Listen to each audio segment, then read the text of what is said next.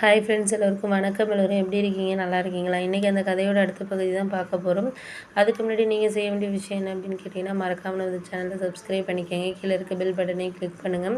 அப்போ தான் நான் போகிற வீடியோஸ் எல்லாமே உங்களுக்கு உடனுக்குடனே நோட்டிஃபிகேஷன் வரும். ஸோ மறக்காமல் சேனலை சப்ஸ்கிரைப் பண்ணிவிட்டு வீடியோ பாருங்கள் ஃப்ரெண்ட்ஸ். வாங்க நம்ம கதைக்குள்ளே போகலாம். நான் ஒரு நாளைக்கு பல தடவை யோசிப்பேன். என்ன யோசிப்பேன்னா, ஒரு ஒரு மாதமாகவே அந்த விஷயத்தை நான் யோசிச்சே எனக்கு கொஞ்சம் குழப்பமாகவே ஆயிடுச்சு அப்படின்னு சொல்லிட்டு சொல்லலாம். ஏன் அப்படின்னா, நம்ம ஹஸ்பண்ட் வீட்டுக்கு இந்த அளவுக்கு முக்கியத்துவம் கொடுக்குறோம். ஆனால் அவர் நம்ம தங்கச்சிங்களுக்கோ இல்லை நம்ம அண்ணன் எதுக்குமே ஒரு இம்பார்ட்டன்ட் கொடுக்க மாட்டேங்கிறாரு.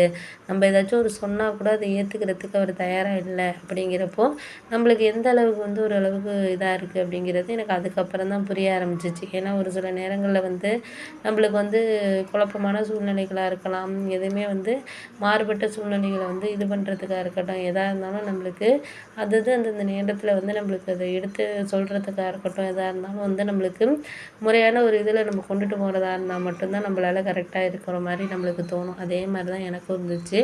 அதனால் நான் என்ன யோசித்தேன் அப்படின்னா, நம்ம இனிமேல் நம்மளோட இதுக்கு கொஞ்சம் சுயநலமாக தான் இருக்கணும். ஏன்னா நம்ம எந்த ஒரு இதுக்குமே எந்த ஒரு இதாக இருந்தாலும் நம்மளுக்கு கொஞ்சம் நேரத்தில் இது பண்ணி நம்மளால் இது பண்ண முடியாத இருக்கணும். அப்போ இது பண்ண முடியும்.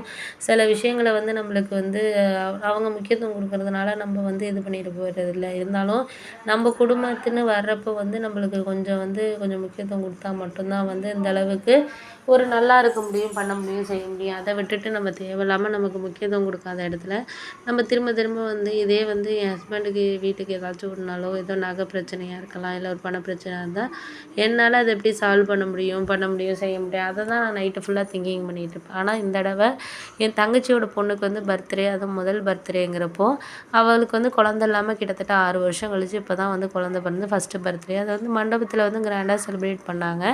ஏன்னா அவங்க வீடு கொஞ்சம் எங்களோட ஒரு ஹஸ்பண்ட் கொஞ்சம் நல்ல வேலையில் இருக்கிறதுனால ஓரளவு நல்லா மண்டபத்தில் இது பண்ணோன்னே நாங்கள் போய் ஏதாச்சும் செய்யணும். அதுதான் எங்களோட ஒரு இது. நகையெல்லாம் செஞ்சால் தான் எங்களுக்கு ஒரு நல்லா இருக்கும். அதை விட்டுட்டு தேவையில்லாமல் நம்ம இது பண்ணிக்கிட்டு சில விஷயங்கள் இது பண்ண முடியாது. அப்போ அந்த சமயத்தில் நம்மளுக்கு கொஞ்சம் இதாக இருக்கிற நம்ம எந்த ஒரு இதையுமே எடுத்துக்கணும், பண்ணணும், செய்யணுங்கிறத தாண்டி நம்மளுக்கு பல விஷயங்கள் நம்மளுக்கு பல குழப்பத்தில் தான் நம்மளுக்கு இதாக இருக்கிற மாதிரியான இது தான் இருக்குது. அதனால தான் நான் யோசித்தேன், இது மாதிரி ஒரு சில நேரங்களில் நம்மளுக்கு சில தகவல்களை நம்மளுக்கு இது பண்ணுறதுக்காக இருக்கட்டும், செய்கிறதுக்காக இருக்கட்டும், நம்மளுக்கு என்னடா இது அப்படிங்கிற மாதிரி தான் எனக்கு இருந்துச்சு. சில இதை நம்மளுக்கு ஏற்றுக்கிறதுக்குங்கிறது முடியாத மாதிரியான ஒரு சில விஷயங்கள் தான் எனக்கு போயிட்டு இருந்துச்சு. எதனால் அப்படின்னா, நம்ம ஒரு நகை செய்யணும் அப்படின்னு சொல்லிட்டு இது பண்ண நம்மளால் நிறைய செய்ய முடியலைனாலும் ஒரு 2 கிராம்னாச்சும் ஒரு மோதிரம் எடுக்கலாம். நம்ம அந்த அளவுக்கு ஒன்றும் இல்லை. 1 பவுன் 2 பவுன் செய்ய முடியல கூட ஒரு 2 கிராம் மோதிரம் எடுத்து போடலாம். ஏதோ அந்த குழந்தைக்கு ஏதாச்சும் ஒன்று செய்யலாம். ஆனால் இவர்கிட்ட நான் போய் கேட்டதுக்கு நம்ம 2000 பணம் போட்டுருவோம் அப்படிங்கிற மாதிரி அலட்சியமாக சொல்கிறாரு. அவங்க என்ன 2000 பணம் இல்லாமையா இருக்கிறாங்க சொல்லுங்கள். எல்லாருமே ஒரு சபையில் செய்கிறப்போ ஒரு பெரியம்மாங்கிறதுக்கு நான் ஓரளவுக்கு செய்யணுமா, பண்ணணுமா இல்லையா? செய்யாமல் எப்படி இருக்க முடியும் சொல்லுங்கள். பண்ணி செஞ்சால் தானே நம்மளால் இது பண்ண முடியும், செய்ய முடியும். அப்படி இருக்கிறப்போ நம்ம எதுவுமே அந்த ஒரு நேரத்தில் நம்மளுக்கு சரியான ஒரு இதை நம்ம கொடுக்கணும், பண்ணணும், செய்யணும்னா நமக்கு அந்த நேரத்தை எதையுமே கொஞ்சம் பாசிட்டிவாக எடுத்துகிட்டு போனால் மட்டும்தான் நம்மளால் இது பண்ண முடியும். அதை தாண்டி நமக்கு அடுத்த ஒரு நிலைமைக்கு போகிறதுக்கு இது பண்ணுறதுக்கு சரியான இது நம்மளுக்கு இல்லாதப்போ நம்மளுக்கு அதை எடுத்துகிட்டு போகிறது பண்ணுறதை தாண்டி நம்ம என்ன ஒரு இதில் இருக்கிறோம், செய்கிறோம் அப்படிங்கிறத நம்மளா தான் ஒரு இது வழிவகுக்கணுமே தவிர அதை தாண்டி நம்ம எந்த இதையுமே நம்ம இது பண்ணக்கூடாது அப்படிங்கிற மாதிரி தான் இருந்துச்சு. அதனால் முடிஞ்ச அளவுக்கு நானாக என்னத்தை ஒரு இது பண்ணேன்னா, சரி நம்மளுக்கு இப்போதைக்கு இந்த சூழ்நிலை இருக்குது, அடுத்தது நம்ம அதை அடுத்தது எப்படி கொண்டுட்டு போகணும், பண்ணணும், செய்யணுங்கிறத நானாகவே இது பண்ணேன். இதே நான் ஒரு இன்னக்கிட்ட பணம் இருந்துச்சுன்னா இன்றைக்கி என் தங்கச்சி குழந்தைக்கு நான் செய்கிறதுக்கு ஒன்றும் எதிர்பார்த்துருக்க தேவையில்ல. உன் சொந்தத்துக்கு நான் என்னோட கழுத்தில் இருக்கிறத கூட அடகு வச்சு உன் தங்கச்சி பிள்ளைங்களுக்கு எல்லாருக்கும் நம்ம செஞ்சுருக்கோம். அவங்க அதை திருப்பி கூட செஞ்சது கிடையாது. ஆனால் என் தங்கச்சி எல்லாத்துக்கும் உனக்கு முன்னாடி நிற்பா. எந்த ஒரு பண உதவியாக இருந்தாலும் 5000 கேட்டால் 10,000 கொடுக்குற ஆள். உனக்கு எந்த ஃபெஸ்டிவலாக இருந்தாலும் உனக்கு ட்ரெஸ் எடுக்காமல் அவங்க ஹஸ்பண்டுக்கு எடுக்கிறதோட மாமாவுக்கும் ஒரு ஷர்ட் எடுக்கணும்னு ட்ரெஸ் எடுத்துகிட்டு வந்து கொடுப்பா. அப்படியே கொண்டவளோட பிள்ளைக்கு வந்து நீ பர்த்டேக்கு வந்து நீ எப்படி செய்யணும் பண்ணணும்.